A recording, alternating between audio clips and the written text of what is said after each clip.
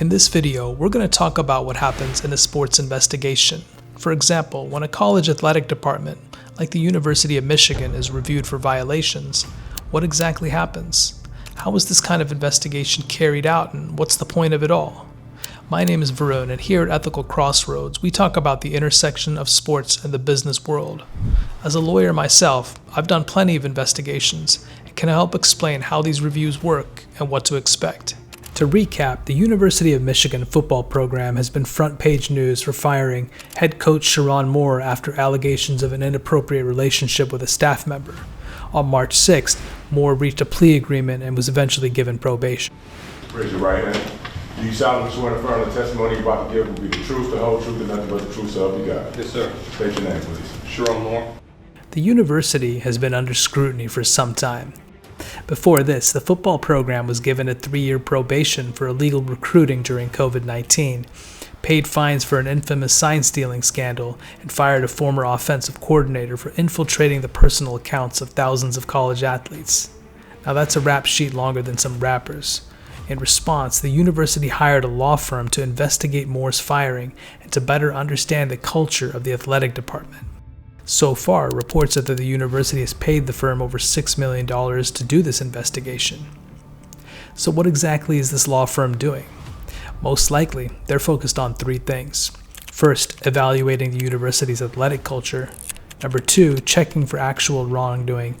And number 3, creating a PR plan. We're going to look at all 3 of these points. Starting with evaluating culture. The main objective here is to determine whether Michigan's athletic culture is causing negative issues. When we say culture, what we really mean are a set of practices to achieve your goals in alignment with good values. Michigan Regent Jordan Acker pointed to restoring trust in the program's values as the main reason for the investigation. Right now, though, culture at Michigan seems to be a mess. The college has a policy that doesn't allow relationships with subordinates, but Sherrone Moore's alleged actions would violate that policy. In 2022, the university removed its former president, Mark Schlissel, for a relationship with his subordinate as well. Our other top story this morning, University of Michigan President Mark Schlissel is out. The university's Board of Regents made the decision during a closed-door meeting yesterday. The move comes after an investigation into possible misconduct. Our Megan Woods has more on the shocking new developments. The law firm will probably check how current practices support the athletic department's culture. So this could include reviewing policies on relationships, seeing how they're enforced, and how concerns and violations are reported and dealt with. The firm could also review personnel at all levels, check if they're aware of these policies and how employees, players, and coaches are trained on it. Culture can also have an impact on football activities, such as recruiting and game planning.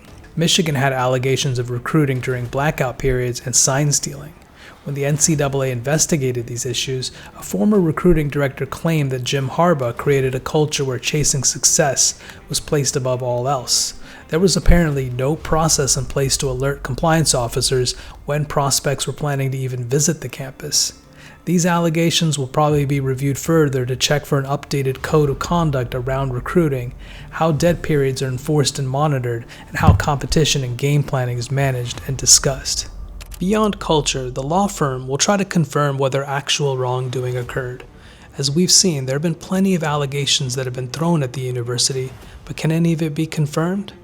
To do this, the law firm is going to review emails and text messages carefully. Sherrone Moore's texts to the staffer in question were reviewed earlier on, but no evidence of wrongdoing was found at that time. Without a doubt, a deeper review will check texts across multiple devices and emails. Individuals working closely with both Moore and the staff member will likely be interviewed to see how they interacted. The firm will also check how Moore's firing was handled. We've already seen several high-profile coaches fired during that cycle, with some successfully firing back at their universities to ensure they receive pay through their duration of their contracts. Michigan wants to ensure that Moore was let go for the right cause and that the university had the grounds to terminate him.